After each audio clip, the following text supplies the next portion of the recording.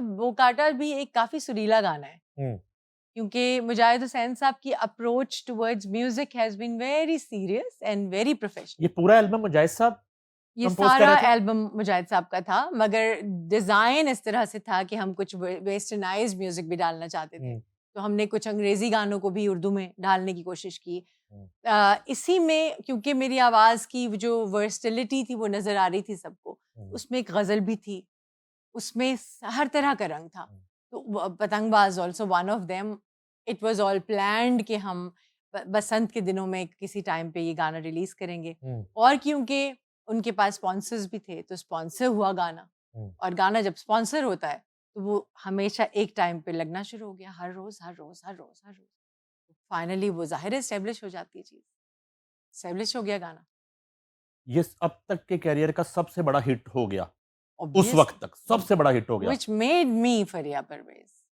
वो गाने ने मुझे बनाया, जाहिर है, क्योंकि जब मैं ऐसे गुजर ही रही थी तो किसी ने कहा वो फरिया जान। मैं कह रही कोई रिश्तेदार लगता है मेरा, तो क्या पता मैं कौन हूँ। सुनाम फिर चलते चलते चलते फाइनली बिल्कुल ही गुड्डी की तरह चढ़ गया। ऐसे ही होता है, वो बसंत का तराना बन गया। वो बसंत का तराना बन गया, और वो मेरे जाहिर है मेरा करियर उस वक्त फिर उरूज पे था।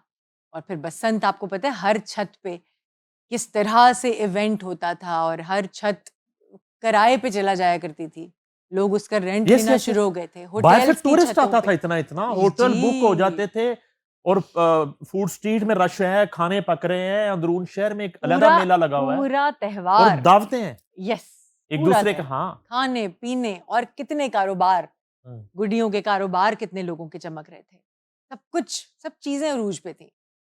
बस फिर जाहिर है मैं क्या करती, मेरे पास तो टाइम ही नहीं था। मगर फिर उसी दौर में आई डिसाइडेड कि मैं इतना ज़्यादा ओवरलोडेड काम मैं नहीं ले पाऊंगी, तो मुझे कुछ एरियाज अपने लिए चुनने पड़ेंगे।